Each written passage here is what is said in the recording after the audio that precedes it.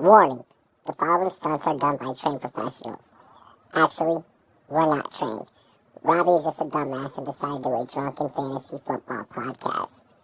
The thoughts, opinions, and takes are ours and ours only. It is not our fault if you lose in fantasy football or sports gambling. Viewer discretion is advised.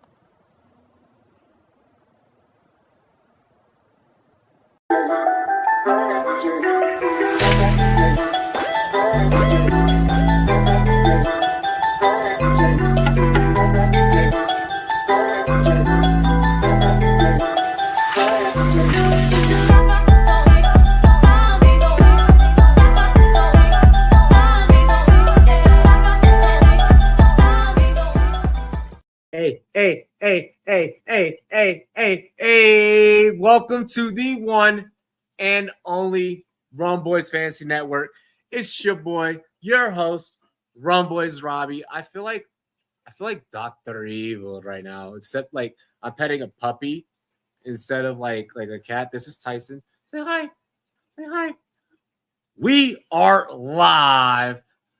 This is how we do it. It's Friday night, and I feel all right.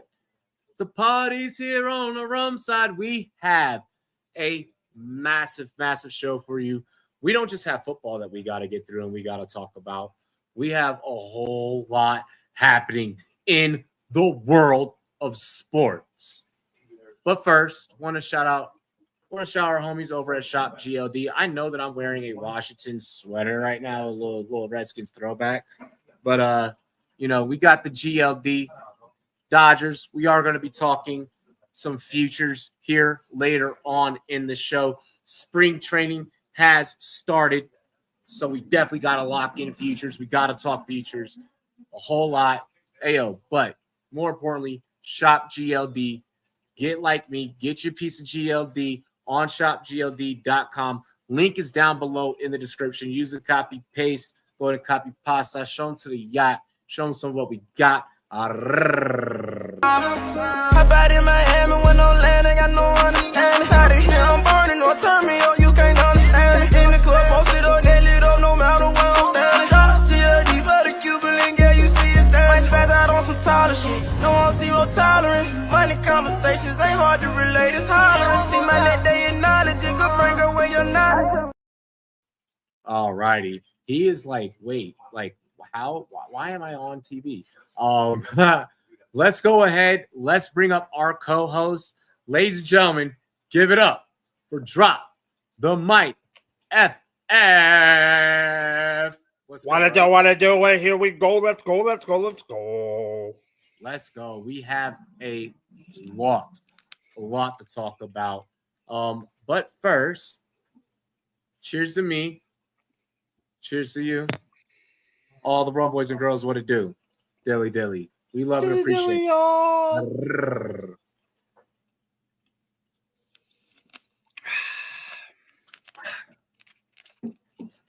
Shout this Labatt Blue. Message. Just gonna kind of throw that out there. Mike, first off, man, how was your week? Like basically like kind of like 2 weeks like off. I don't think we could have done like a full 2 weeks. I started like missing the chat like kind of like middle of the day yesterday. How was this week? Has been great. This week has been fine. Really? It's because it took 7 days of crying and sulking and crying in the shower by myself to finally get all the tears out. I just died in your arms tonight. That's how you were in the shower. All right, so since we're just the two of us, and since we got time, a little bit of story time on how much people at my work are dicks, because I can say that dicks at work. Well, first, cheers. Cheers to me. Cheers to you, all the Rum boys and girls. What to do, dilly. That's the second time we've done it. So one of my bosses at work put his head through a wall. The couple days before Super Bowl. So right after Super Bowl, he was kind of woozy, but he also knew not to bring it up. He is also the boss that told me that if we would have won the game, I got to put up a Chiefs three-peat banner in the warehouse for a calendar year. So he was kind of bummed, whatever. But he didn't bring it up. Valentine's Day, my department decided to give Valentine's to everyone in the building. Okay? So I have to go put a Valentine's on the president's desk, whose office is right next to this guy's desk. I'm in the president's office and I hear something coming out of this guy's computer, and I went, son of a biscuit. He is playing the press conference post-game of Andy Reid and Patrick Mahomes. And when I walked out, he says, is this me playing this on my computer, bringing up bad memories of the loss? Everyone, I'm talking 30 people that are upstairs in my office, are laughing their asses off because they know it's bugging me that bad, and he would not turn it off. I revolted. Okay. Right. I mean, hey, sucks you don't By get unplugging his speaker. Sucks that you don't get your banner hung up. But Oh well. You probably weren't, with the way that you guys played football all season long, you probably weren't going to get that banner when it was all said and done anyways. Oh. Let's go ahead. The Super Bowl was we gave you a week to relax, about 2 weeks to relax. How do you feel now? Like how I mean, you already told us that you were depressed as fuck, crying in the shower. How do you feel now? What the fuck are you ripping the paper for? You'll see in a sec. I'm still mad. I'm still upset. We lost to the better team. Oh, But they were absolutely the better team that day. You want to know why they were the better team? Mm. Because this was our offensive line. Swiss fucking cheese. This was our offensive line. You guys, all right. So offensive line. First off, you guys got bullied the fuck off the offensive line. We don't Defensively, sign an offensive lineman or draft an offensive lineman. I am revolting. defensively is where really was like the biggest mistake. In all honesty, you guys sold the fuck out for the run. Like, you guys completely forgot that there was A.J. Brown and Devontae Smith. I don't think that was a mistake. I think the offense put us in such a hear me out. Hear me out. I think if you would have told me on Friday, we even said this on frickin' air, Robbie. If you would have told me on goddamn Friday that we would have had held him, Saquon Godly, to 56 yards, I would have said thank you for the goddamn W. But here's the problem. When your offense puts, and I'm going to go on a rant. This is my rant now. I'm going. When the offense puts you in such a bind that your defense has to do all that crap, and you have to get away from the game plan, and the game plan was to stop Barkley and go from there, you are screwed. It's the offense's fault. And I'm going to say something that I haven't said in probably 9 months. Someone decided to play hero ball, and you freaking backfired again. Yep. Okay. So I had said that on the live stream when I was reacting to the game. Mahomes and the hero ball. I had even said, I was like, when people were talking about the Caleb Williams comparisons, I'm like, this is what hero ball gets you when it goes really fucking bad. This is the down end of it. You cannot play that way always. It is the Golden State Warriors equivalent, the equivalent of live by the three, die by the fucking three. Yeah. It is the exact equivalent. Okay. But again, even outside of hero ball, you sold out for the run, completely forgot that A.J. Brown, Rumboyz rookie 2019, and Devontae Smith were all on that team. Saquon Barkley didn't even have to be the biggest factor. Mahomes, I know that you are mixed just like I am, but we are revoking your fucking black card. Do not show up to any cookouts this goddamn summer, bro. Why? You threw a pick. Yo, you got milk checked. You threw a pick to the white corner. Threw a pick. There are 3 white corners in the whole fucking league. 3 white DBs in the whole league. That play's not even one. That's not even one that pisses me off. Bro, and he's a rookie. And he's a stud. Rookie. Yes, a stud. He is a rookie. Don't forget he's an exciting white. Wide receivers, when we get lined up against white corners, we literally yell milk check. Well, Holmes, you got reverse Uno. But you're also milk checking against guys that are not freaking him. Stop it. He's a second round draft pick. Mike, I do not want to hear excuses. When you make it to the Super Bowl, you need to perform at a certain caliber. No, I agree with you on that. What I'm saying is it's not because he's white. Using excuse of, the receivers that they were going against, none of them are really him. Okay, I understand that. 100%. On that play, he undercut the route.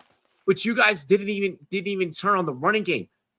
Kelsey had two. I know. Trust me, I know. Game continuing drive drops. Oh yeah. Those are drops that he's supposed to make. I don't know if Taylor Swift didn't give him none the night before, but that's egregious for him to drop those passes. Mm-hmm. I agree.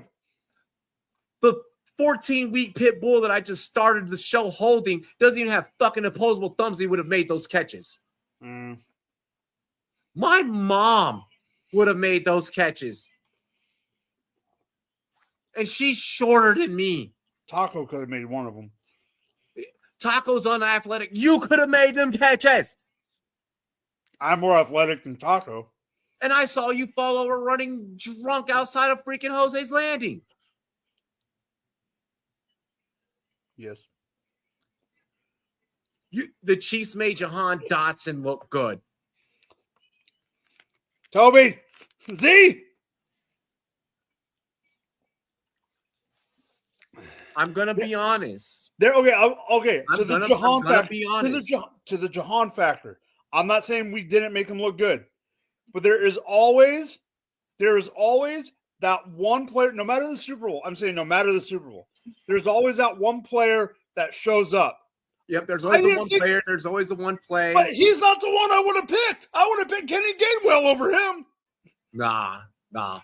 I wouldn't have done that. Because I figured that you guys were going to come in and try and stop the running game. Honestly, when on the video that I did, where I did my prop predictions and I said Saquon 2 TDs, in my mind, that wasn't coming off of him ripping off like any big ones. It might have been like maybe one at best. And that would have been a very isolated incident in the game of what I thought was going to be a closer score. Completely the opposite. I was thinking, okay, maybe he gets at least 2 at the goal line. They get in goal line situation. I figured that Jalen was going to go out and have to try. In order for the Eagles to win, he was going to have to try and beat you guys with his arm, which he did. He put belt to ass. Mm-hmm. You let Jalen Hurts put belt to ass. That doesn't surprise me. I said it was going to be the running game, but I didn't think it was going to be him. I want to ask a question before closing out about just the game itself with the Super Bowl. What are your thoughts on either of these two teams making it back next year? Probabilities. What are you thinking? As of now? No. As of right now, as we sit right now, no. 2 weeks damn near removed from everything. What are your thoughts? I'm going to preface this because people are going to go, oh my God, he's saying this. At the beginning of the year, did I say that the Chiefs were not going to make it to the Super Bowl? At the beginning of this previous season, I believe that you said that you guys were. No, I believe that you were more on the side of. I was on Baltimore. Okay, yeah. You were on Baltimore, but you definitely did kind of lay it out there to like we still have a shot because we have a chance. Yeah, we have less of a chance the next coming year. I don't think we make it. I don't think Philly makes it. So you don't think that you don't think that you guys make it this upcoming year? You don't think that Philly makes it this upcoming year? I don't think either team makes it. And we have a really hard schedule this year. I mean, we play Buffalo again. Darius Slay's rumored to possibly reunite with Detroit if Philly doesn't resign. We play Detroit again. Or we play not Detroit. We play Buffalo again. We play the East. We play your East. So we play Philly. We play you guys. We play Dallas. We got another tough schedule, plus the division opponents and all that. So yeah, I think it's going to be tough. So whenever let me see something. So I don't think that they have full Super Bowl futures out right now.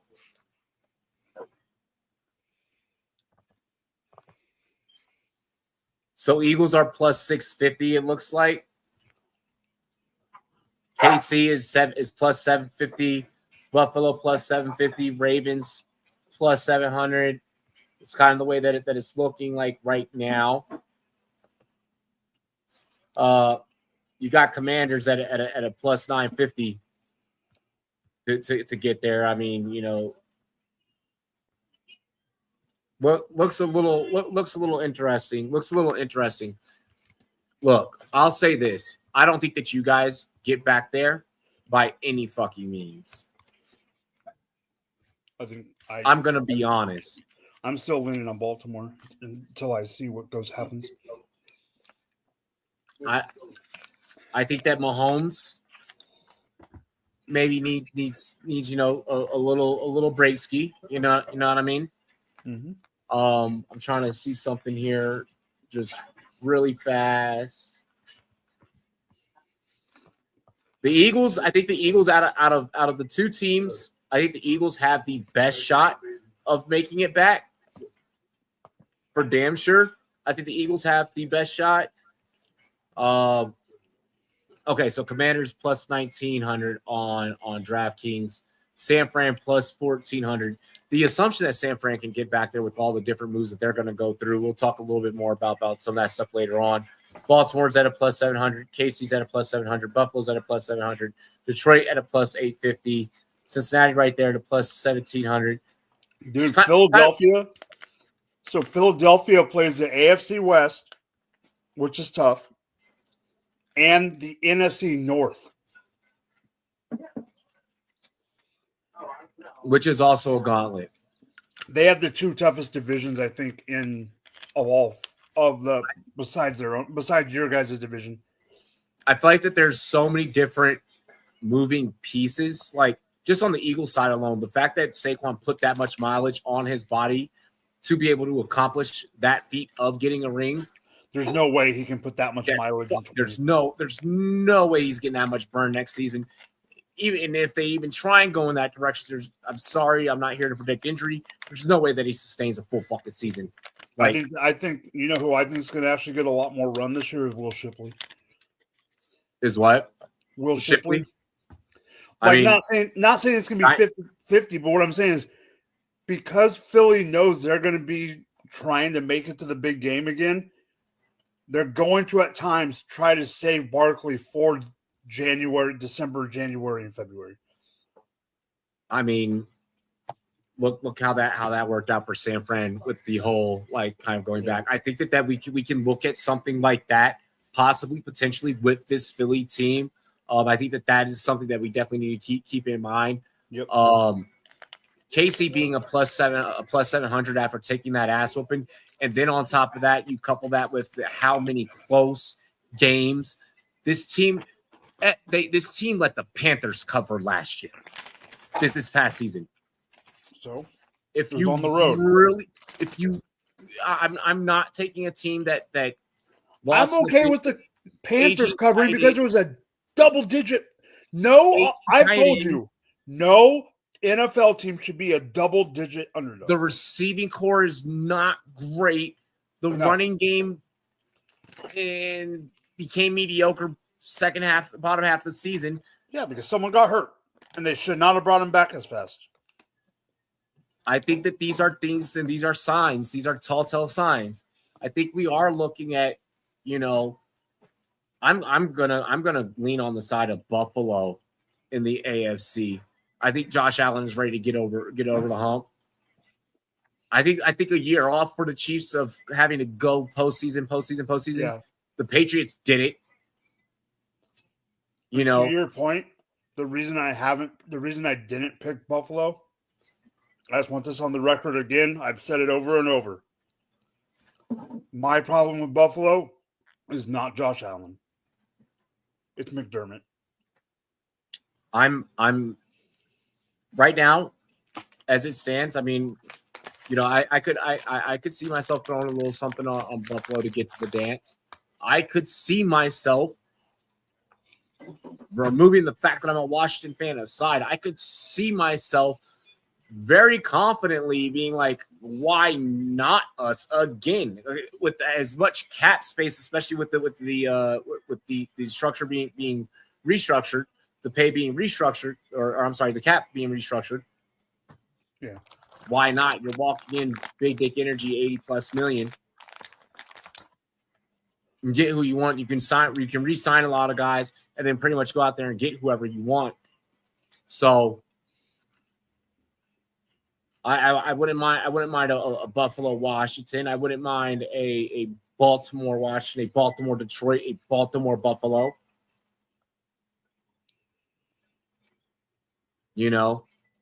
I like Denver as a sleeper bet, like Z2 said. I think that Denver became a damn good, attractive location for wide receivers after what Bo Nix was able to do.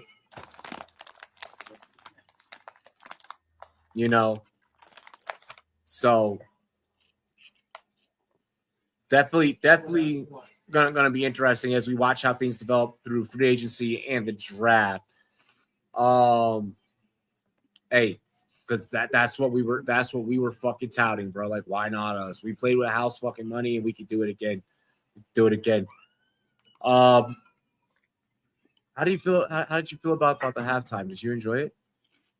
So I got to preface by saying, and we have talked about this on air with me and you, I am not the connoisseur of the Kendrick Lamar catalog as much as others. But the culture slips away from you. I get it. No, but I knew the songs, but it wasn't like they're like, yes, when he started riffing in and acting like he was going to play, not like us. I knew that like when he was going into it and then he stopped and go to another, like I knew what he was doing. If you think I'm out of culture, my wife after it got over goes, I thought he was going to play a lot more songs than 4. That's how much she doesn't know Kendrick Lamar. That's precious. Okay. Bless her heart. Okay. I don't have a lot to say. I'm going to leave it to you. But I can't believe he said some of the lines in Not Like Us. The A minor, I'm not surprised he did that. That's the one that everyone got.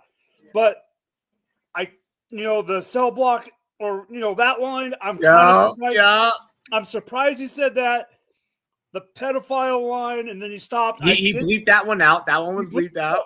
Even that, I'm surprised he even went. Put that whole thing in there.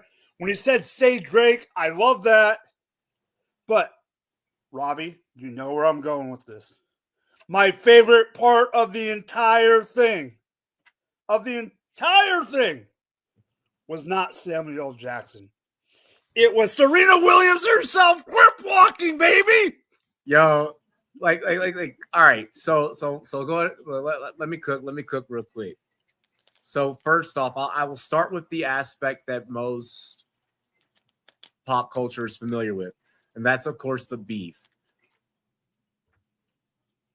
The infinity, the infinite armor code and the infinite ammunition code displayed from the sky view and setting the stage up in that cheat code from GTA, basically letting Drake know, like, I can do this forever against you. Just having the remote control was just dope. Yeah, and then with the display of game over, like that, like that, just that subliminal message alone. The A minor chain, absolutely fucking crazy. Just crazy.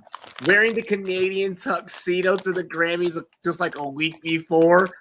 Mastermind. Like just his jacket was on fire too. Fucking mastermind. To have not one, but two of Drake's exes, Serena Williams crip walking, and then SZA, her fine ass singing. My gosh, when SZA came on, I just jaw dropped, and I just when she started singing Luther, if it was up to me, I got bricked up. All right.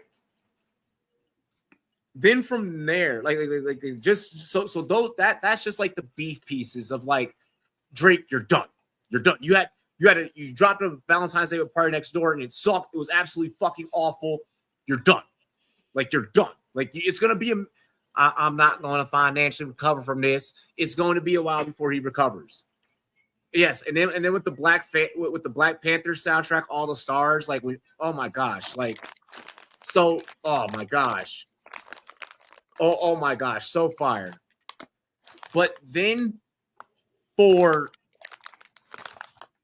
the activism within the performance within the performance. So there was the beef storyline, and he made sure that he wrote that.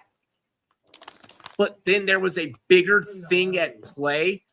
Samuel Jackson. Yep, that was being the Black Uncle Sam. Samuel Jackson has played a lot of these kind of roles from, in Django Unchained and, and Mr. Glass and so many of these different types of roles. And then him playing that during a cinematic performance that is happening.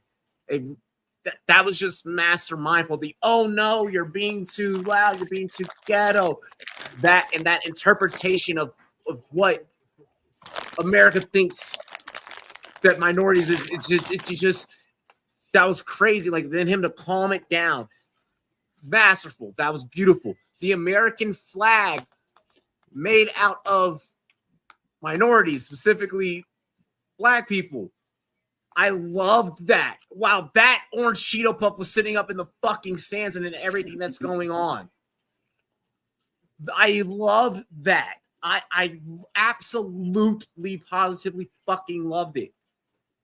The country that was built on it, and now you're trying. Gosh, yes, we need more of that right now. Sorry, Drake, that's something that you can't do. You don't do activism. You don't speak out about things. You're all, but here's a party. He's also Canadian. He can't. Yeah, exactly. He's Canadian, but I mean, still, like you can. But I'm just. Alanis Morissette's fucking Canadian. She's like, yeah, no, that's not cool. So no, but I'm just saying Drake couldn't pull off the American flag. It's like rain on a cloudy day. Like, come on. Yes, but I'm saying Drake couldn't pull off the American flag one. He could have. Look, he chose a certain path. He's been making teenage fever music. The motherfucker's damn near 40. All right, it's just a little weird. A minor, if I must say so myself. And the whole crowd went with it. But then to open up, for Kendrick to open up with a unreleased track in Bodies.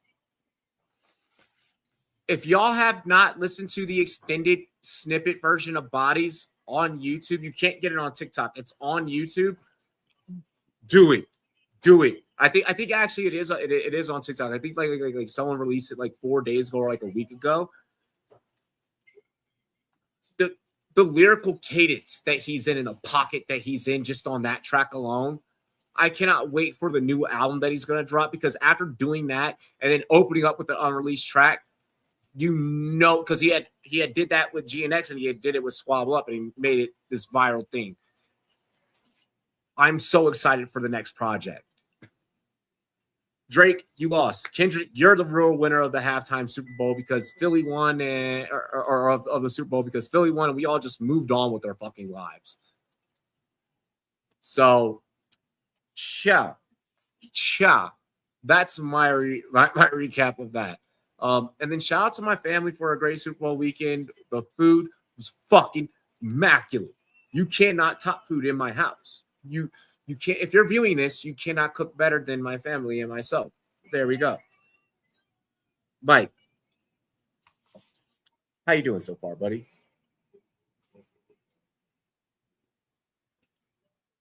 You know, where are you going? kind of going from what we were just talking about into something that took place last night. I've never had a Labatt Blue taste so fucking good in my life. Four Nations Championship took place. Everyone came into this thinking that it was going to be like the previous game between USA and Canada, and we were going to get, fucking 3 fights in 9 seconds or 13 seconds. Not the case. Obviously, it's a championship game. More is going to be on the line, so a more disciplined form of the sport is going to take place. Kind of similar to how we saw, Super Bowl. Thoughts on last night, man? Because I'm going to be honest, before I pass to you, I feel like we got what we deserved. I feel like with everything that's going on right now in the world, what's going on? We got what we fucking deserve. You reap what you sow. Put bad energy out, bad things are going to happen to you. And last night, Canada bent us over. Mike, take it away. You need to shut up because this has nothing to do with that bullshit. It was a great game. I don't care what you. I know where you're going with this, and I'm okay with you doing it. But what I'm saying is, 1-1 going into the freaking third period. They played too fucking sorry. They played too safe in the third period. Both teams did. And Leafs will understand this because I'm going full on hockey on this. In the freaking overtime, in the play that freaking McDavid scored the winning goal. The puck got cycled behind the net. We had 3 guys crash, leave the freaking middle of the ice, and McDavid wide open. David, wide open. That is What's it wide open? Didn't I tell her bring it back? That is horrible defense in your own zone. Having Matthew Tkachuk be out for the entire third period and being hurt absolutely killed us. If he did not get hurt and if he was able to play and be healthy, I think the game, I'm not saying we would have won, but the game would have been different. The first goal, Hellebuck was freaking leaky as ass, as juicy ass after Taco Bell on a Friday night. Bennington, Did you just wait? Did you just bring up Taco Schmel? Yes, I did. Bennington got criticized for being on the Canadian roster. Shows up in what building? What is the significance of Bennington in that building, Robbie? If you know your hockey.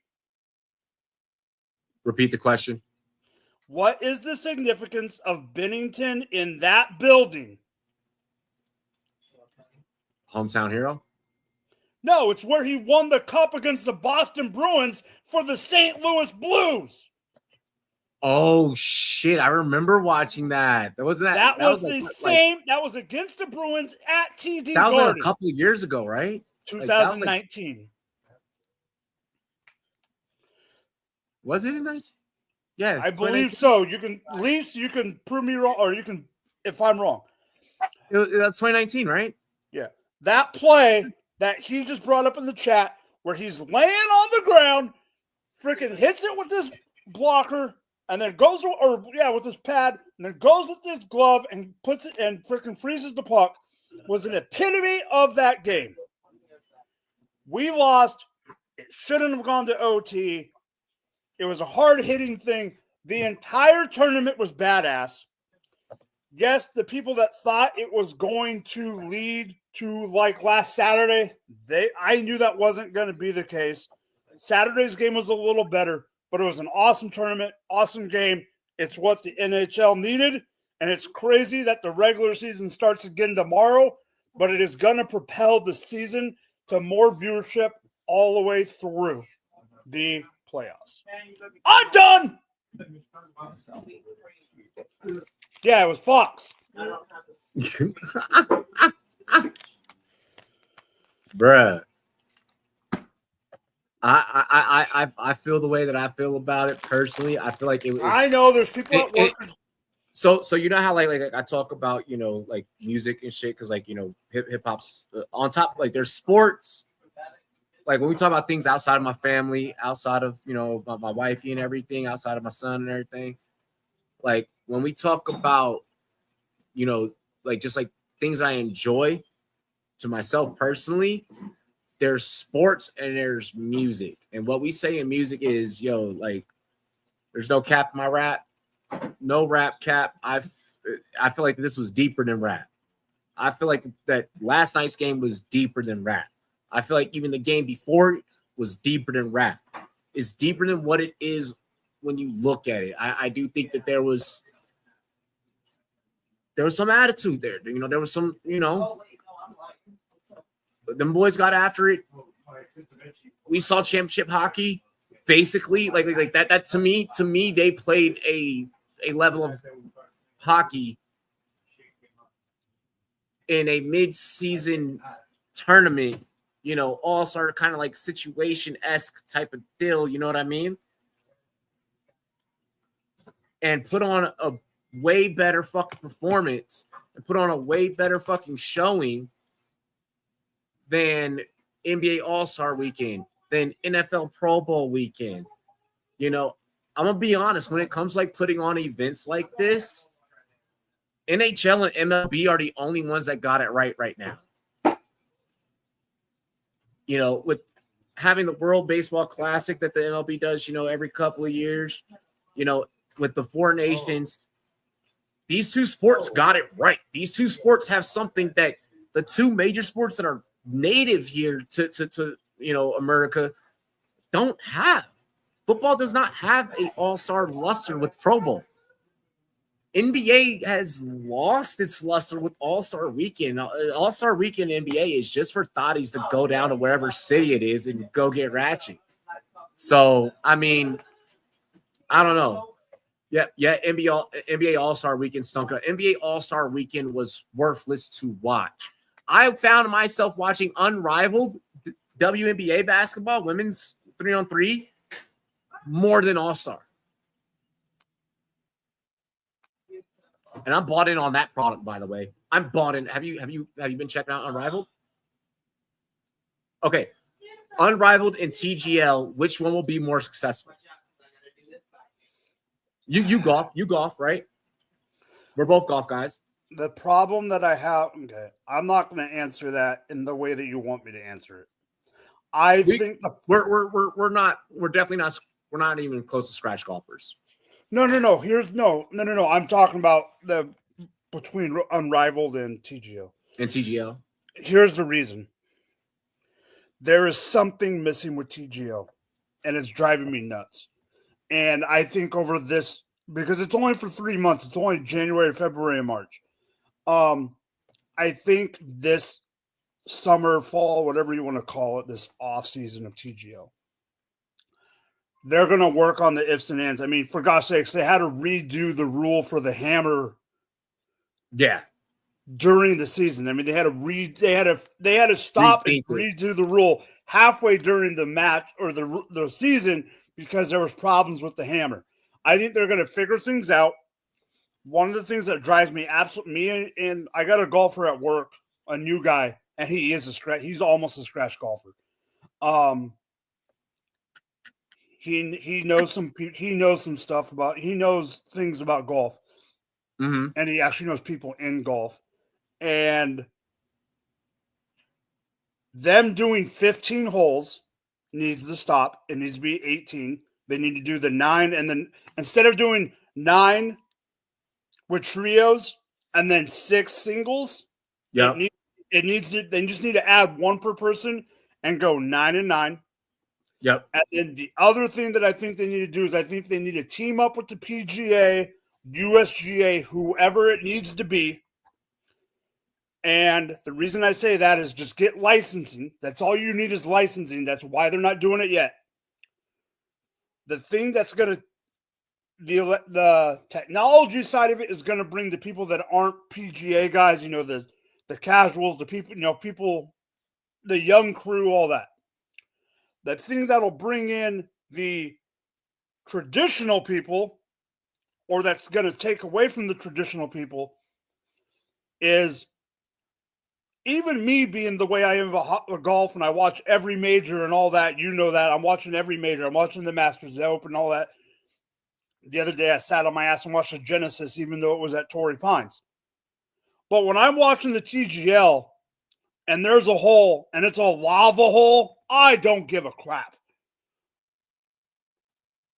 I want to see real holes. So what I mean is have real golf holes like, hey, on hole 1, it's going to be the island hole. When you gotta, then not when they're going full simulator, but when they have to like actually go and putt it.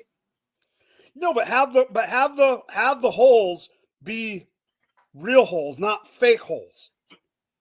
Like they got a hole that looks like lava around the fairway. I don't care about that. I want to if you like golf, I want to see them simulate a hole at St. Andrews, and then the next hole can simulate a hole at Augusta, and then the next hole could be a simulated hole at Pebble, and then you don't have to do the whole course.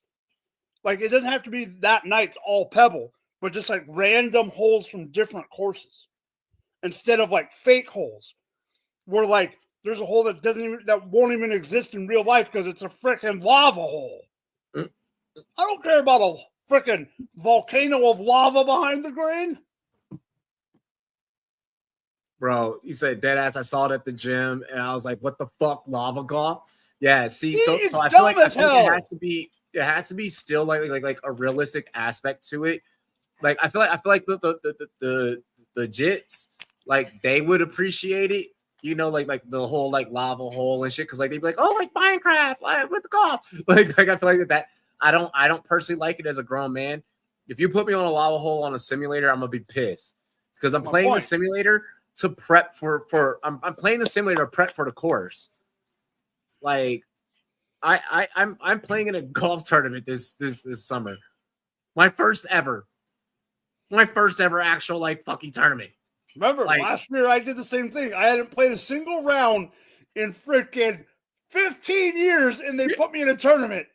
So I'm I'm dead set with my practice right now, to where I just couldn't I couldn't imagine training on a fucking lava hole like that. That they need to remove.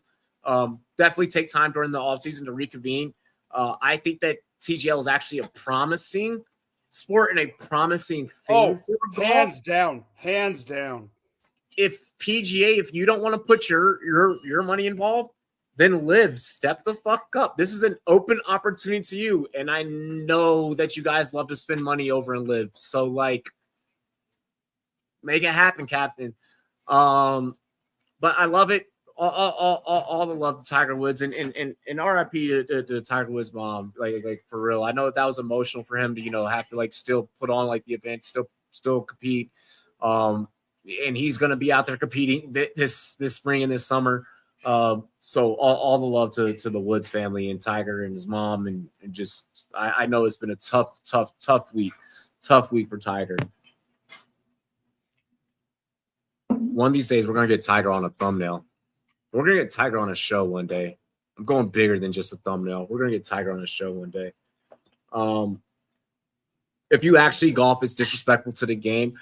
The game needs to find more ways to broaden itself. Anyways, from a marketing standpoint and from like a public viewing standpoint, the game needs to be finding better ways, more strategic ways to become more appealing. Shout out to guys like like Schoolboy Q, Steph Curry, what's the dude that swings one handed on TikTok? Snappy Gilmore. Yeah. Shout out to guys like that are like trying to find ways to like bring the game of golf into urban neighborhoods. Hell, if I knew what I know now about golf,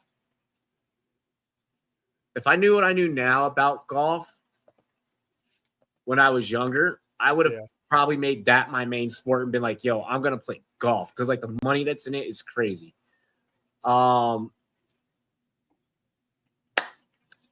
I do want to give Unrivaled some props. I do think that product is going to be amazing. I do think that product is going to be fire. Yeah, there's no modern, there's no charisma in modern golf. Like we don't have a John Daly going around stepping up to the tee box, smoking a stove, and then chugging like fucking 2 cores right before he takes a swing. Like we don't have that. Like, no one has moxie right now. Like nobody has moxie right now, like in the sport. So like I like that there's some cats out there, especially a lot of like social media influencers that are really trying to like bring the game, to the forefront. That's how I got into it. That and one of my homies, Brennan. But I do want to shout out Unrivaled. It is a really dope product. I actually might think that it's a better product damn near than like 5-on-5 women's. I think they need to get away. My thing is I think they need to do it like the big 3 and travel. Like it does need to travel.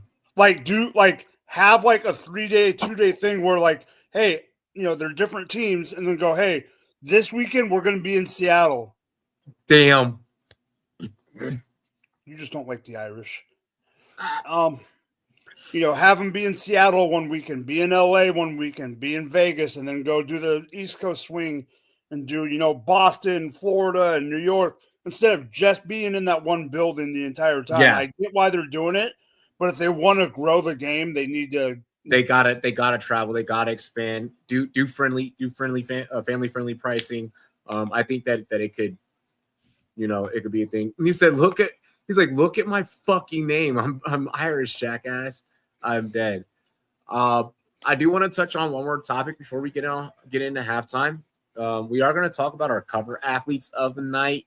It is time to kind of start sparking this debate. This is not the first time during this offseason that these two are going to come up, that we're going to probably get in heated conversations about these two.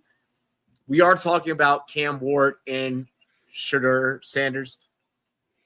The social media work that is going on right now between the two camps and even between publications, kind of nitpicking at some of their social media videos. You have some people that are saying, hey, these two guys, probably potentially first and second, potentially, second and 6, or however the dominoes may fall, either way they're getting picked in the top 6. This is what it's sounding like. You're hearing cases of where one may fall. You're hearing cases about one possibly falling more than the other, et cetera, et cetera, et cetera. We're hearing cases about, Shedeur being graded lower than Penix, and then Ward being just graded lower than May, or I think McCarthy is how it was worded. Thoughts on these two? Thoughts on what the public persona and perception is coming from their social media? You're hearing everything from there's too much arrogance and too much cockiness, which you get with quarterbacks anyways. And then there's also, the whole side, like, well, they're just pushing each other. But then there's like, what are your thoughts? I honestly don't have much to say about the social media part and all that. I do think that they're both a little arrogant, but I don't you have to be. That's what I'm saying. I don't have a problem with it. It's when the arrogance and the cockiness goes too far is where I have a problem. And I'm not saying I have that problem yet. I'm just saying that's when I have a problem. I do personally think, and I'm probably going to have to say this 10 times from now till April, just because we're going to talk about certain things when after the combine next week, and then we'll talk about it again when pro days happen or whatever. So we're going to have to give our opinions on the same player 3 or 4 times in different juxtapositions. As of right now, I do not think Shedeur Sanders should be a top 15 pick in the NFL draft. The reason he is going to is because what position he plays. Yes, he's a QB, but he is a QB in a weak QB class, so he is benefiting from that. If he was in the QBs last year, with the crew from last year, I don't even know if he would have been a top 25 pick. I think all those guys would have been a draft ahead of him. He's getting pushed up because of it. I mean, for gosh sakes, I don't remember how many years ago it was, but Jake Locker, guys like that. For gosh sakes, Josh Rosen, okay? I mean, that's all I need to say. And we know where. And hey, I'm not saying he's Josh Rosen. I'm saying he's Josh Rosen was pushed up. He ended up being a flop.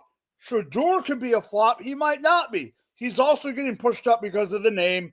You know how I feel about that. I have Cam ranked higher than him. I still believe that neither one should be the number one pick overall. I think that it might not be. And if someone is, and if they are the number one pick, it's because it's going to be a quarterback-needy team to trade up and get a quarterback because their franchise depends on it. Hint, the Giants. I mean, Jets are even willing to. Yes, like the Jets. We are hearing rumors of the Rams toying around with moving into the top 6, which I find very fucking fascinating. For the Rams, I like the other trade idea a lot better.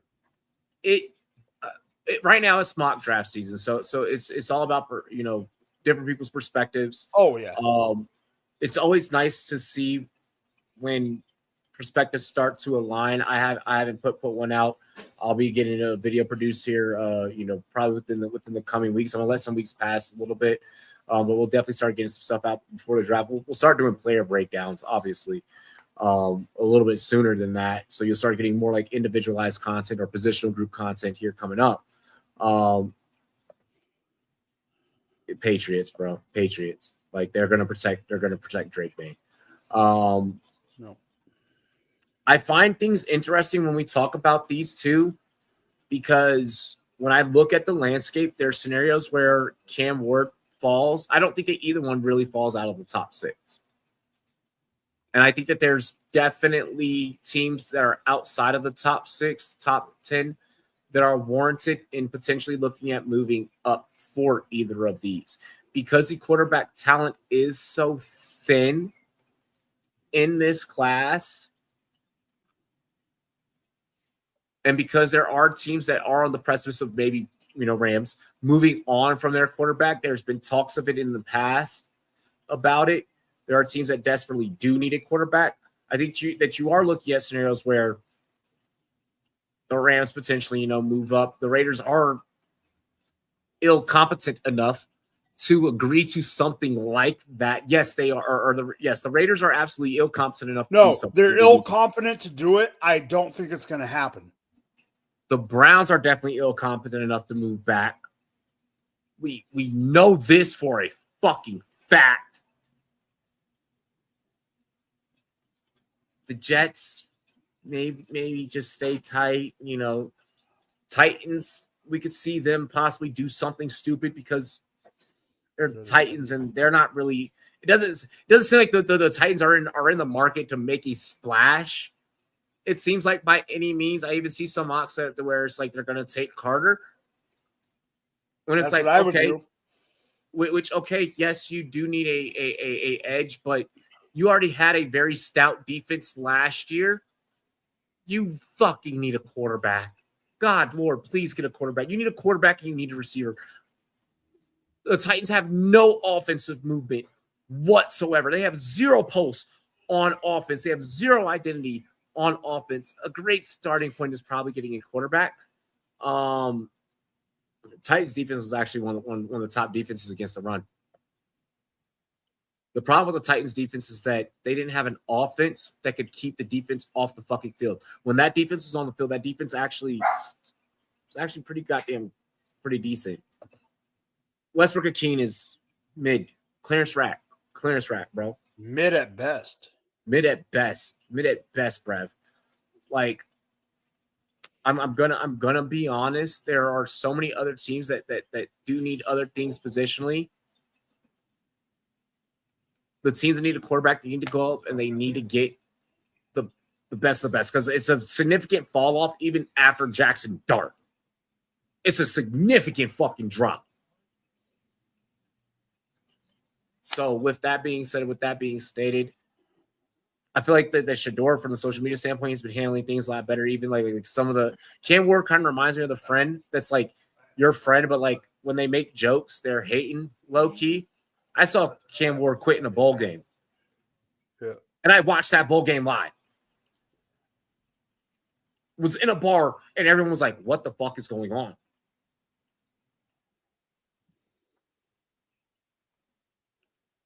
I think that Shador's a better prospect. I think Shador has a better outcome. I think because of who daddy is, Shador gets to land in a better spot. Tennessee, go ahead and take Cam Ward. Let this be Caleb Williams and Jaden Daniels all over again, except with a little bit of nepotism involved.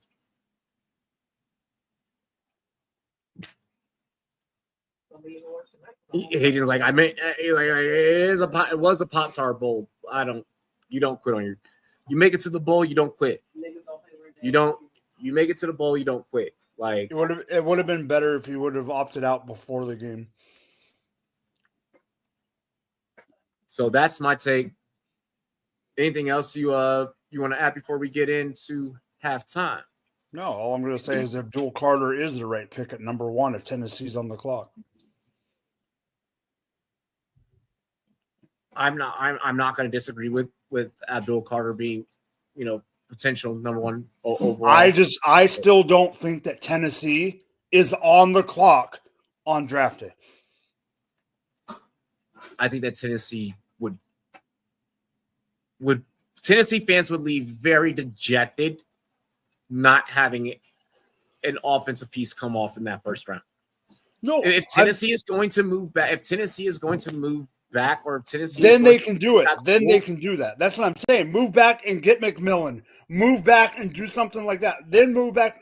That's fine. I'm saying at 1, I think Abdul Carter's the right move if they're on the clock.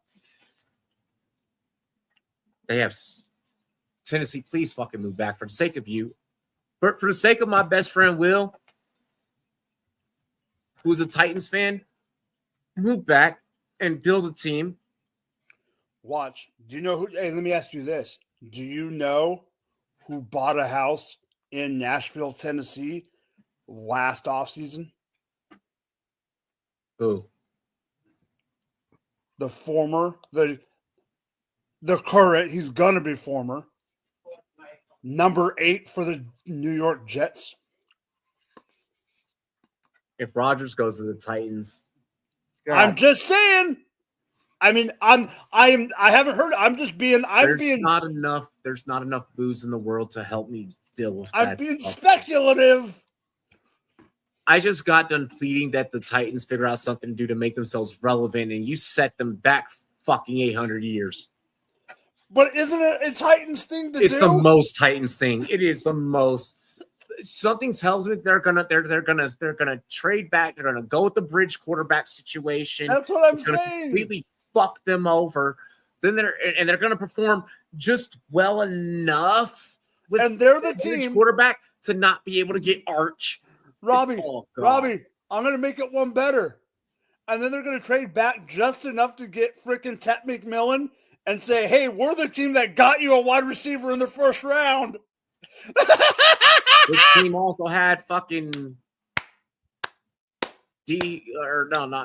this team also had fucking, AJ Brown. Like, look what happened with that. Or no, D-Hop was there for like a little while. Like, we got him from there. This team has been crashing and burning since fucking Eddie George has no longer been on this team. Since Eddie George retired, this team has been crashing and burning. How bad? RIP Steve McNair. That's where I was gonna go, but I didn't know. Eric McNair is turning in his fucking nerve. That's a source. Ladies and gentlemen, we're gonna get into halftime. We will be right back after a couple of music videos and these messages. Arrrr. Cheers to me, cheers to you, all the Rumboyz and girls. What to do? Dilly dilly, y'all.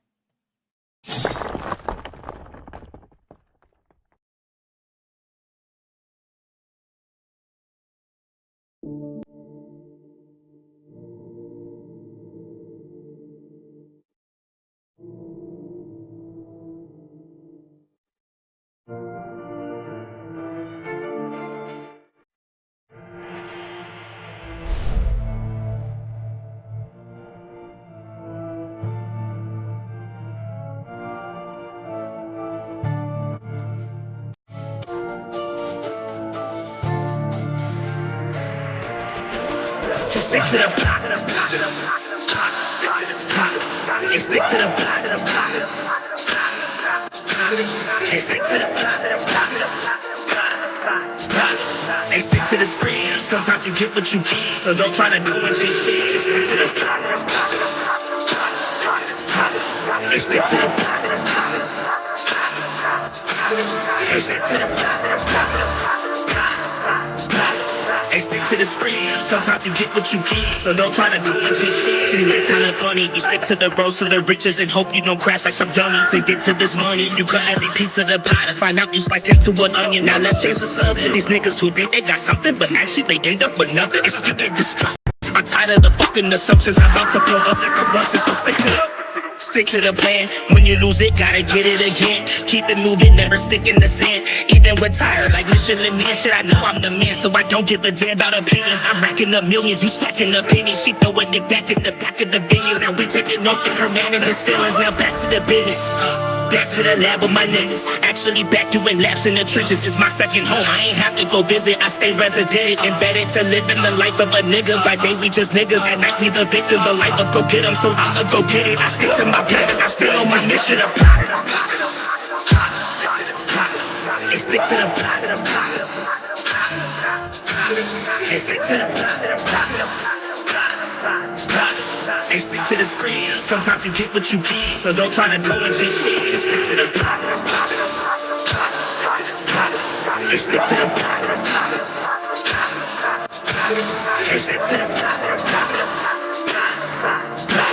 They stick to the screen. Sometimes you get what you get, so don't try to do what you shit. So this is my message. Sometimes you just living in life, be an actor. Don't try to direct it. Now let's change direction. Just like that, we live for the lesson. Don't count chickens, start counting blessings before they go missing. I promise you, I'm on a mission. I want something, I'ma go get it. No hidden intentions. I open my eyes, saw my vision. Now everyone see that I'm gifted. I'm rapping like Christmas. You niggas just under a tree. I'm smoking it, not metaphorically. I'm smoking no tree. No one's smoking on me. So when I say you're under it, no, that means me. I'm a poet MC and I'm living my dream. Hoping that hopefully you see the hope in me. And if you don't, fuck it, cause I'm all I need. Keep my ear to the game and my mind to the streets. I'm a beast. Stick to the number one mission in hand. Stay true to yourself and give your life meaning. And fuck their opinions, they won't understand. To get to the top, gotta give all you got. Only getting one shot, so give up or not until your heart stops. Gotta stick to the stick to the plot. Just stick to the plot. They stick to the plot. They stick to the screen. Sometimes you get what you get, so don't try to do what you shit. Just stick to the plot.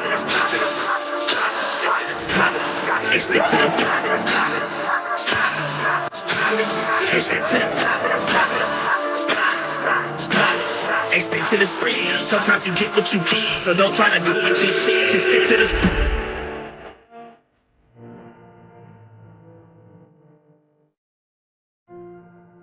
I bought in Miami with no land, I got no understanding. How to hear I'm burning, or turn me up, you can't understand it. In the club, posted up, they lit up, no matter where I'm standing. Drop GLD for the Cuban link, yeah, you see it there. Might spaz out on some taller shit, no on zero tolerance. Money conversations ain't hard to relate, it's hollering. See my net, they acknowledge it, good friend, girl, where you're not.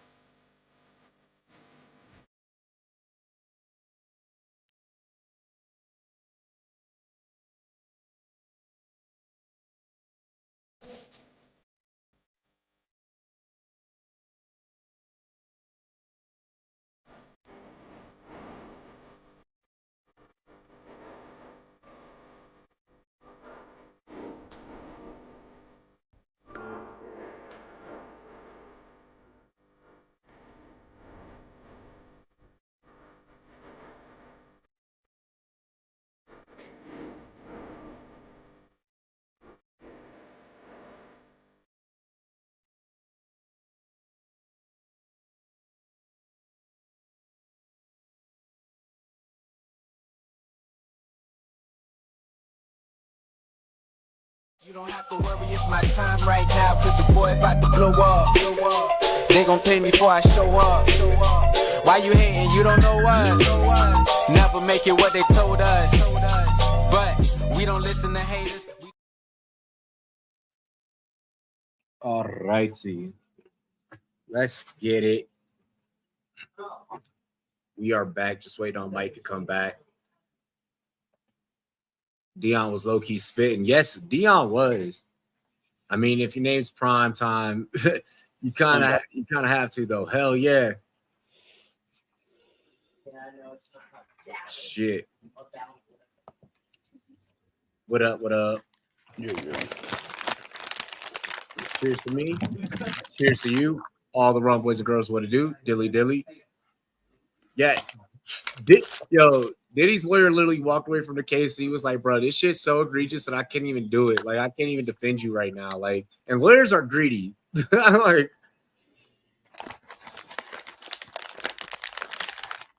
all right. You have a good break, Mike? I had a good break, too.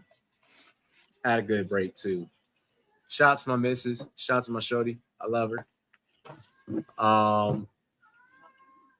ASAP's lawyer did clutch. Shout to Rocky for being free. But I mean, it's baby mama's Rihanna. Like, you got them Rock Nation lawyers, bro. You got them Fenty lawyers. Like, of course you're gonna be good. Like, you're definitely gonna be good. I want to talk a little NBA, bro. So Wemby is out indefinitely. Rest of season. Yep. Remember when the Spurs had like David Robinson and then got Tim Duncan like that following year when Robinson got injured? Do you think that San Antonio should consider at the very least tanking for Cooper Flagg to pair with Victor Wembanyama next year? And yes, it is a blood clot for Victor Wembanyama. And yes, they still have De'Aaron Fox. Yeah, the Wemby news did not make anyone happy. 1, 2, 3, 4, 5, 6, 7, 8, 9. Fox You know what? Flagg is unfair. Okay, 9. There are 9 teams with the worse record currently than the San Antonio Spurs. No, they should not freaking tank. No, they're not going to tank because guess what?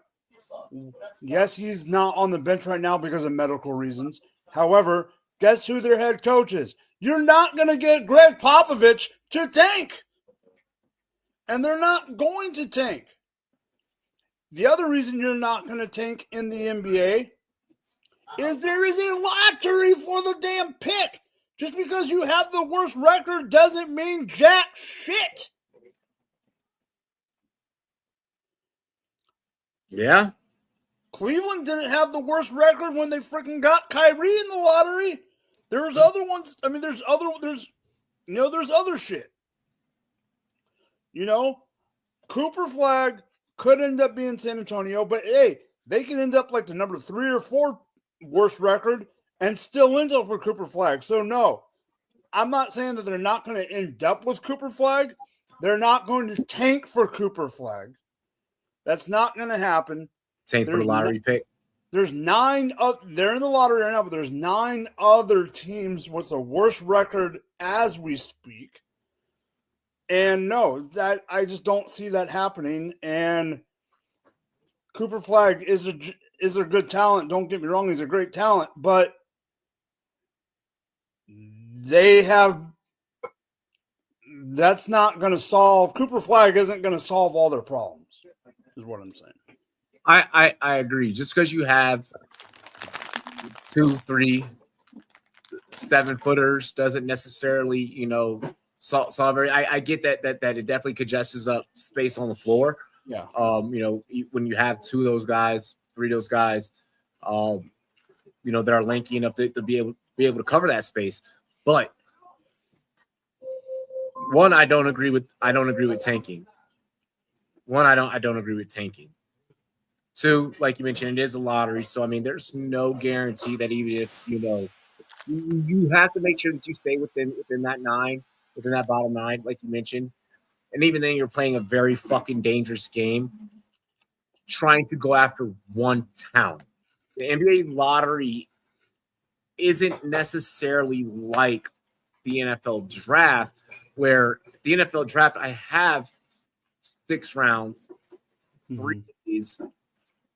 I have different ways that I can maneuver and get picks. It's a bigger roster. I'm gonna have unrestricted free agents. I'm gonna have compensatory picks, et cetera, et cetera. I can filter out the talent even still after the draft. With the NBA draft, there's so little roster spots in the NBA. You draft a player, you're expecting to be something. A lot of guys sometimes that get drafted, that come from the NBA draft, that go into the G League, some don't always make it onto the actual fucking team. You have to be a very, very, very specific talent. So I worry when it comes to things like, the principle of tanking with the NBA. I like that they haven't really kind of convinced that, even still relying on a ball to get pulled to get a generational. I'm not going to use the word sorry, to get a talent like Cooper Flag. It's just too much of a risk assessment for me personally. For me personally, would it be a luxury for a team like San Antonio? Absolutely. It would be a complete and total luxury for a team like San Antonio. You have other pieces, though, that you need to figure out that you can still build around Vic, where I don't think that you need to do this. And Oh no! Let's go, Matt, with the $4.99, and he's a member. Look at that. I love when a member's like, yo, I'm gonna double up today.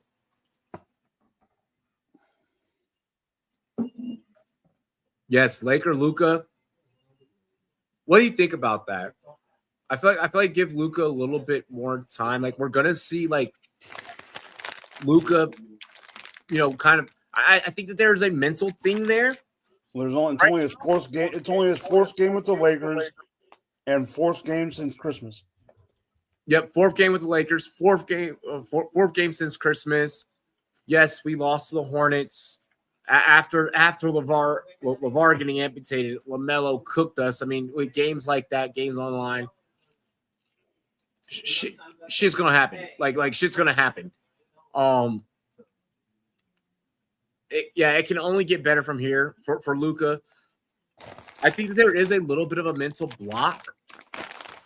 I think when we do have to face the Mavs in a couple of days coming up here very, very soon, we have to face the Mavs. I think that's when the switch hits. I think something mental, something cerebral suddenly clicks of, you said that I was overweight. You got rid of me. I was supposed to have the Dirk Nowitzki arc. You took that away from me. I'm going to seek vengeance and take every fucking thing from you. Everything that you enjoy, I'm going to take it out on you while I have this ball on this hardwood in my fucking hands. And I think that's when we really see Luka in a Lakers jersey put up fucking 40. Yeah, he's got Braun averaging 40. Mm-hmm.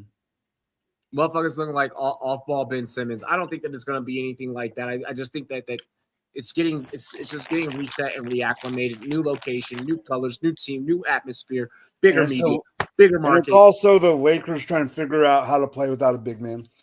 Yep, Lakers trying to figure out how to play without a big man. Hayes is okay. I don't think that for the remainder of the full season, he can be that guy. No. I think that not having the big man does come back to bite us in the ass if we can't figure out a small ball lineup that involves Luka now becoming the focal point, or a big piece of the focal point of the offense at the very least. It needs to become a Splash Brothers-esque type of thing with LeBron and Luka, and I think they were a couple of games away from that. AD and Jokic will smash Action Hayes next. Yeah, Jackson is Wilt now. Oh my gosh, Wilt averages 5 a game. Fire DeAndre Jordan or find DeAndre Jordan. I am dead. I'm really quick. I want to throw something out there. I don't know if you guys saw my parlay from last night. What the fuck, Josh Giddey? A minor Josh Giddey. I took him on the under for rebounds. He hasn't hit it in like 4 or 5 games. Goes out there and suddenly fucking just cherry picking everything. Had 6 rebounds in the first 2 minutes, in the first 3 minutes of the game.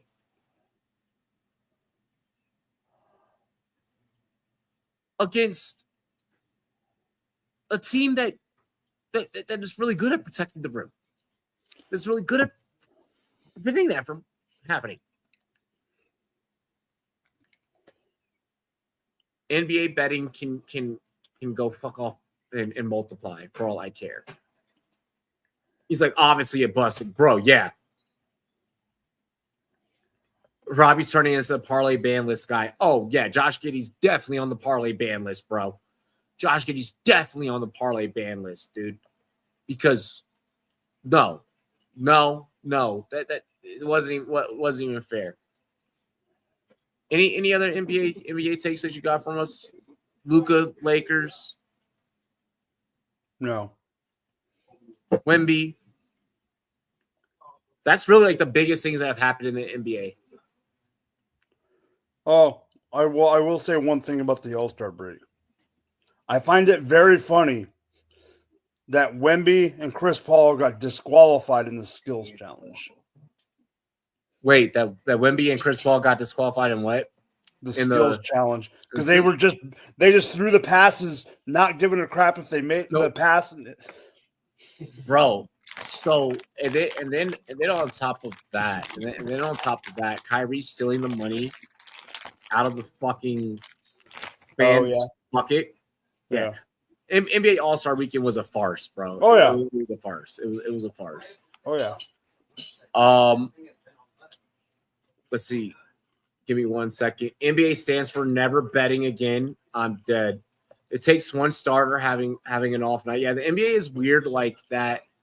The NBA is super weird like that. Like in the NFL, because like how like the ball gets distributed and such, you can have Justin Jefferson, right? You can have Justin Jefferson maybe not have like the greatest game of like his night or of that Sunday slate. But like Jordan Addison can go like the fuck off, right? You know, like I feel like you have more variables in NFL that makes it a little bit easier to bet. Whereas like the NBA, like an off night can just ruin everything. Like an off night is like just so unpredictable in the NBA. Like I feel like with the NFL, I can at least say this receiver does this against this coverage, so therefore it dictates to where his wide receiver 2 or his tight end, etc., may flourish, or the running game may now flourish more. I can navigate it a little bit more, and I feel like there's more data. Like NFL's more data driven, more analytics driven, where like the NBA is just so you don't know. With the NBA, you're truly gambling. With college basketball, with basketball, period, you're truly fucking gambling. NBA or NFL and MLB, a little bit more easier going. Speaking of MLB, happy spring training, my fellow Dodger fan. Hello. What's going on? We are going to talk MLB futures. If you want, you can follow along with us on oddschecker.com or on the oddschecker app. Feel free to, go ahead and check it out. Message. Just kind of throwing that out there. That when they pulled him out of the G League to save the dunk contest, I'm dead.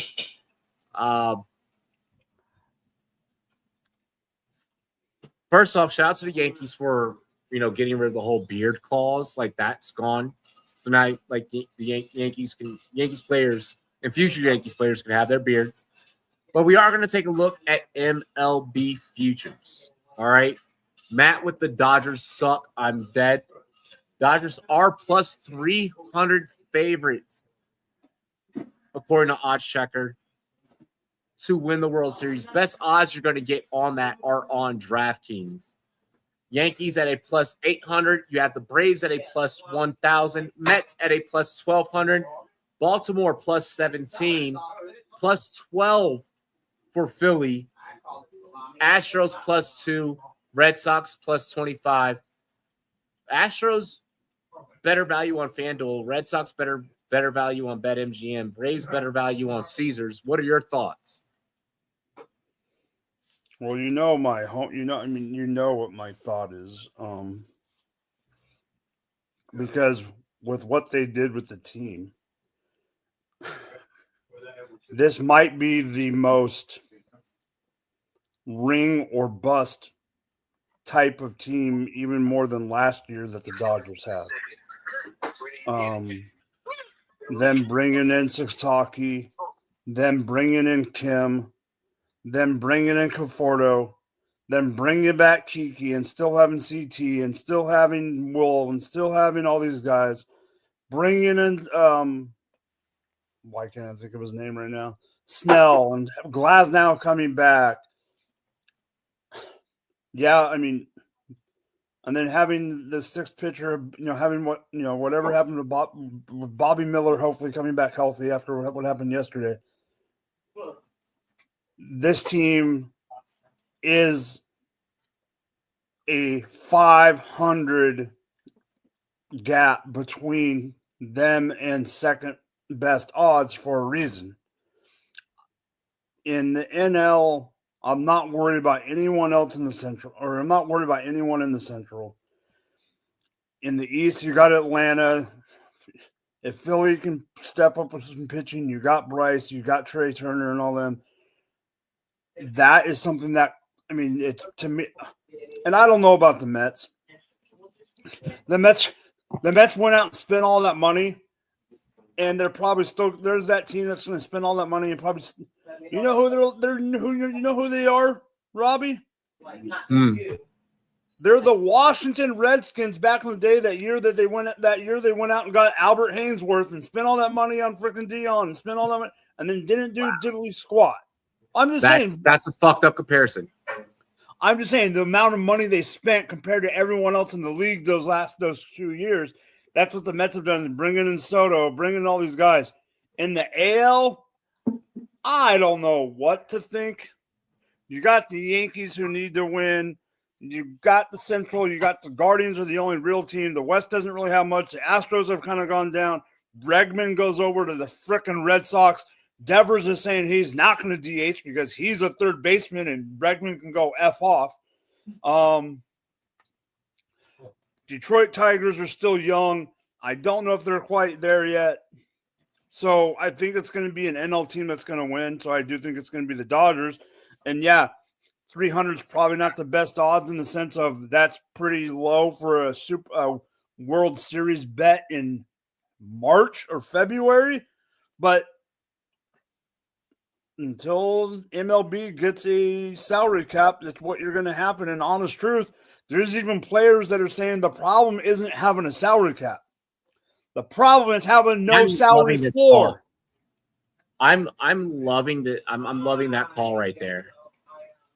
Sorry, go ahead. Keep going. Keep cooking. The problem with the MLB is not having a salary cap. It's not having a floor to make the other teams have to spend more.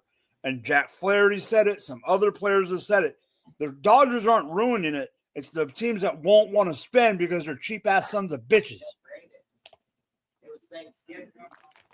Hey, fair enough. Fair enough. Look,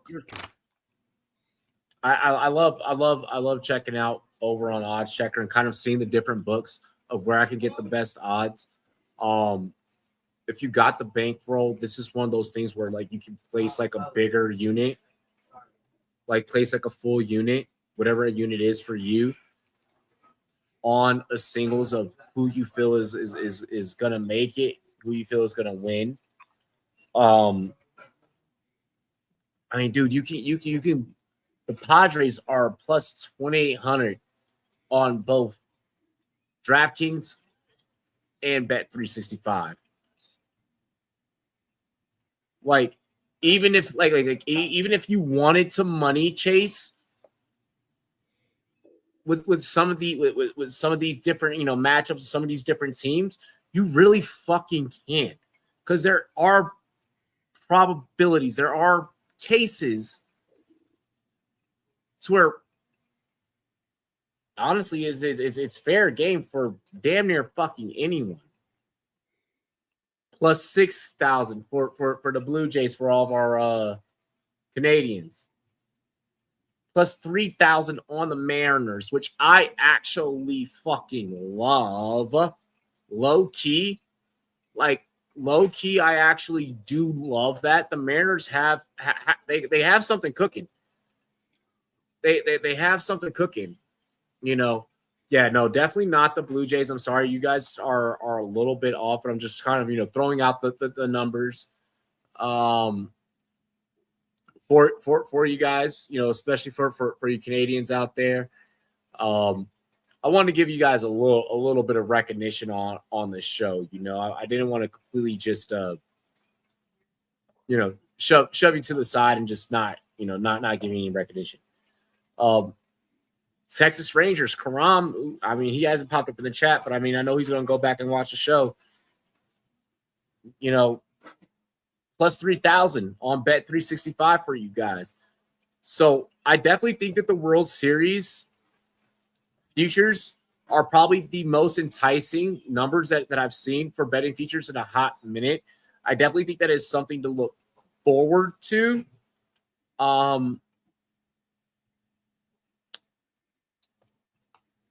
If I hate doing repeats and I hate predicting repeats.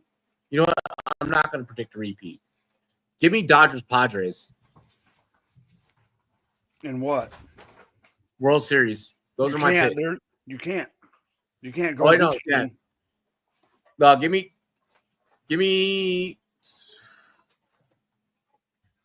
Dodgers. Give me Dodgers Orioles. See, I'm okay with that. Give me Dodgers Orioles. I like that. Give me Dodgers versus Orioles.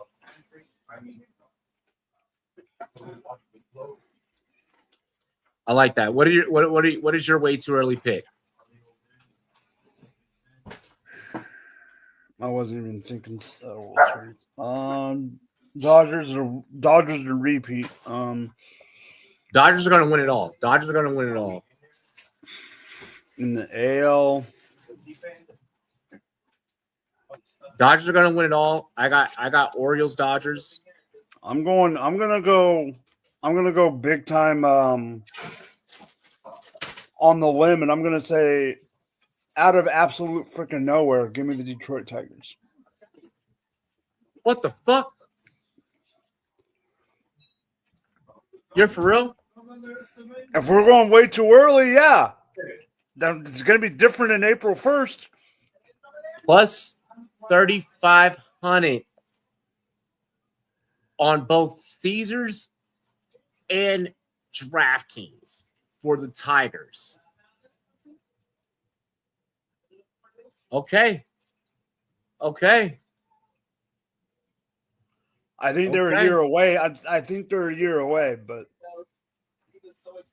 I like that, dude. I can't pick the Yankees. Huh?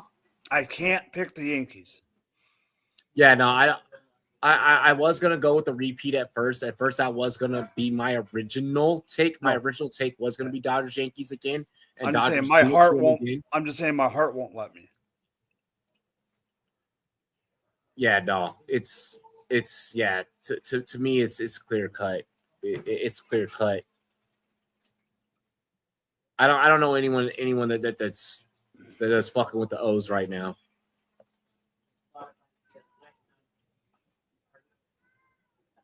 Yeah, I really don't know anyone that's fucking with the O's right now. Let me just check one more thing.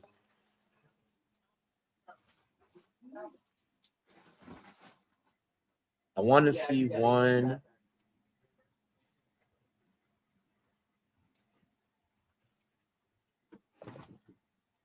Damn. Yeah, Pirates ain't doing shit. They ain't working with a damn thing. No. Nationals ain't doing a damn thing. Alrighty. Let's see what else we got here on the docket. Give me just one moment.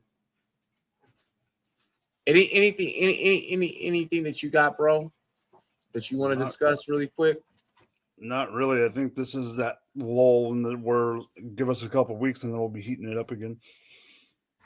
Yeah, I definitely want to still cook up some more. Oh yeah, boxing and UFC lay. Well, here's this. Let's talk about one thing before we go any further. The Eagles won the Super Bowl, right? Yeah. We kind of talked about bringing up the fact of will they repeat? I'm not going back to the beginning of the show. But one of the factors that we did not bring up on purpose, and so we're going to bring it up now. Kellen Moore is now the head coach of the New Orleans Saints. That's what I forgot. Today, where was Kellen Moore before he went to Washington, before he went to Philly, and before he went to Dallas? Kellen Moore was the offensive coordinator for the LA Chargers. Who was the head coach of the LA Chargers while he was in the Chargers for 1 year that got fired right before Jim Harbaugh? Brandon Staley. Brandon Staley got hired today as the New Orleans Saints defensive coordinator.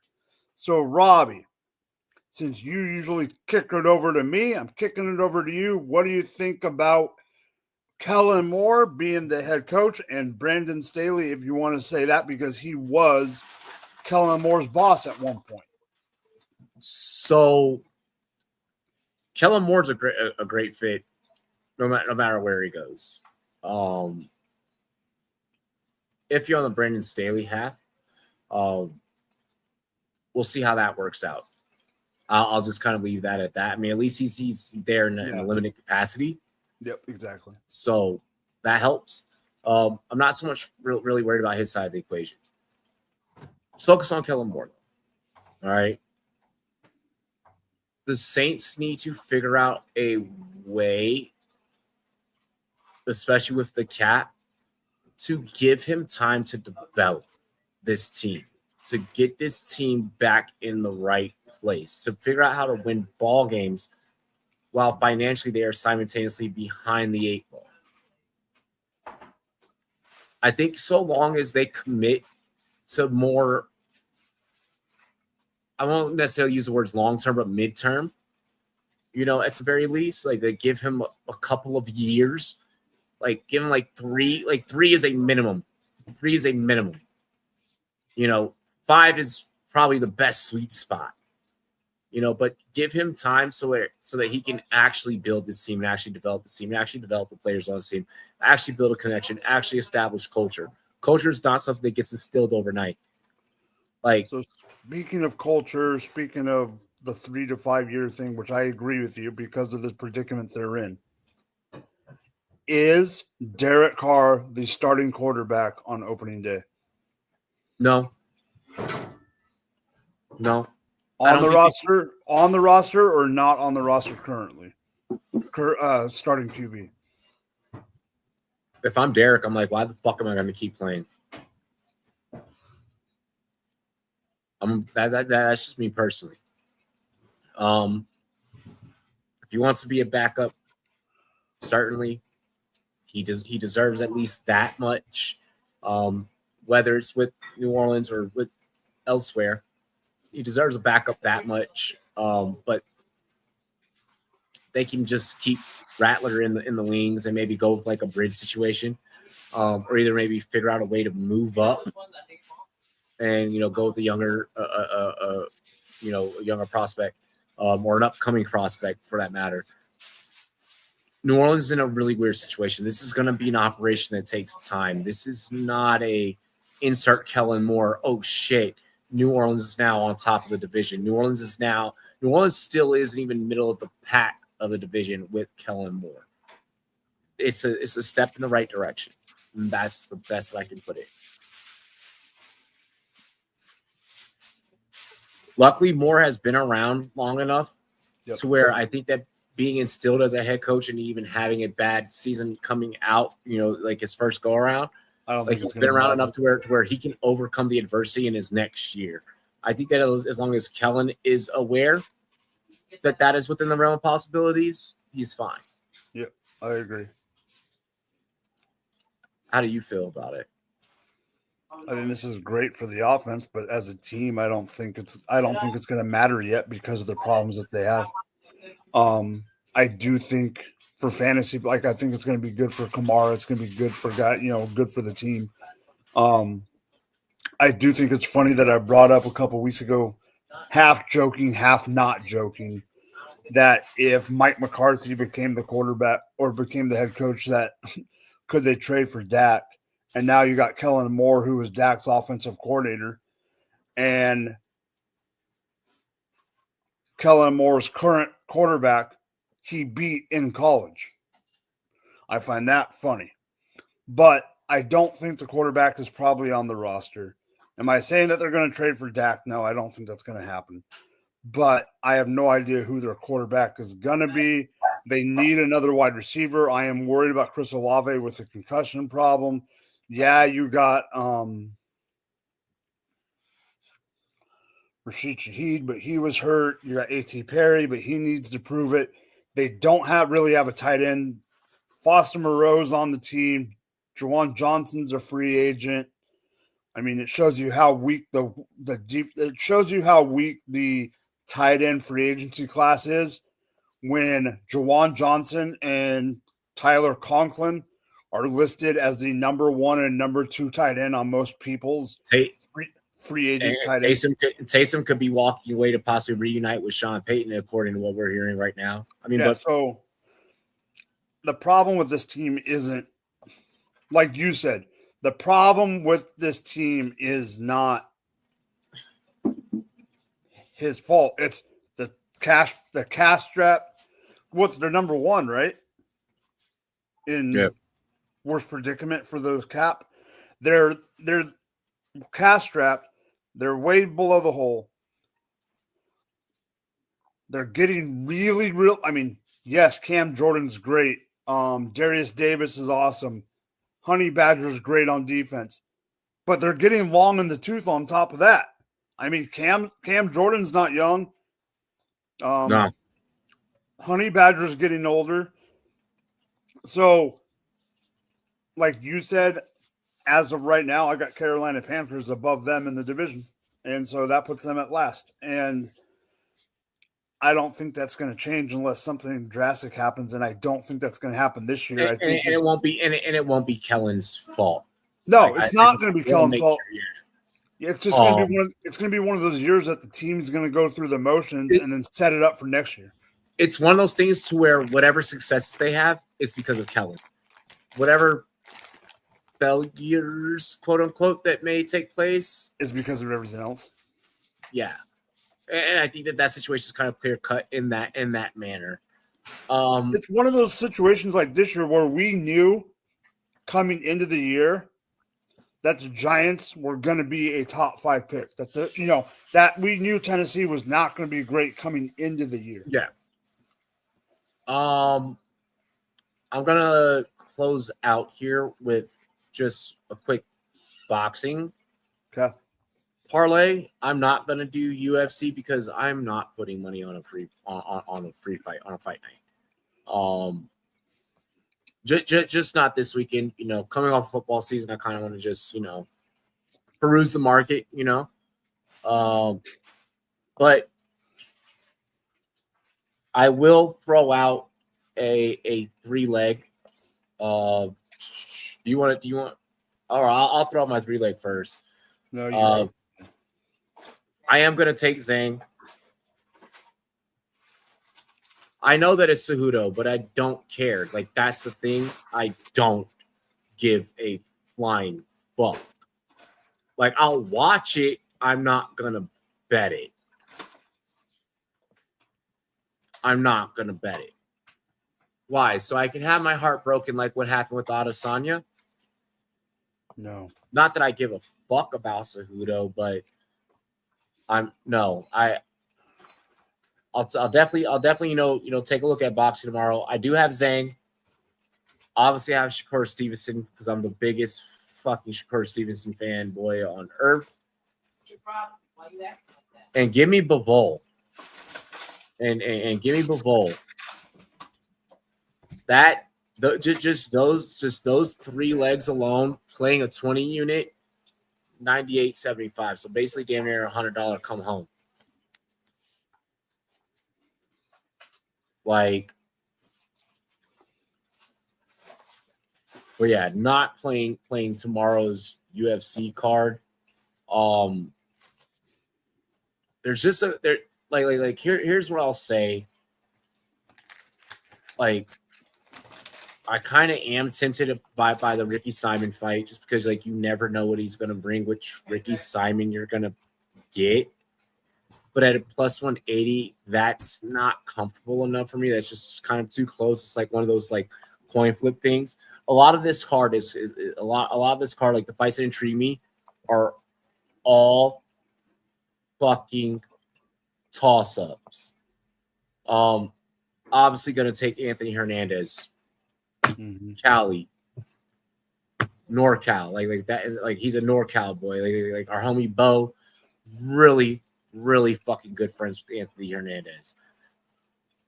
Not gonna bet that fight just because that's someone that's through a third party as a friend of the channel. I'm not doing that. I don't want any piece of that action. Let's see here. Gudabella is always interesting. Eon, always interesting. Never know what can happen with that. If you're feeling ballsy, he's a plus 154 over on DK. That's always interesting. Main event of that card, late at night, or kind of late at night, is Saduda and Song Young Dong. Yep. Are we really shocked if Cejudo gets fucking chin checked and ended? Nope. So why place fucking money on it? Why even entertain it? There's no point for me personally to play anything on that card. I have no conviction any specific way about any fight on that card. If anything, the only conviction that I have is Manfield, and he's a fucking 245 favorite, and Fluffy, and he's a 340 favorite, but that's also me being biased. Like, awesome being favored, and then you leading up with the Mighty Mouse 7 years ago defeat. It's not really tantalizing to me. Like that doesn't tickle my fancy.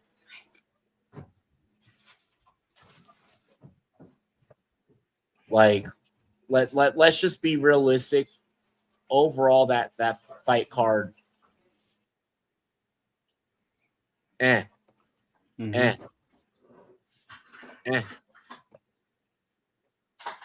Mike, any closing statements, closing arguments? The Bengals are dickheads for trying to tag T. Higgins again.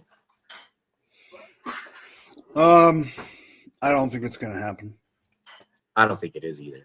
Because I think he's going to, they're going to realize that he's going to hold out, and then they might tag him, but he's not going to. They might tag him, but I think it's a tag and trade. Yeah, they're going to tag and trade.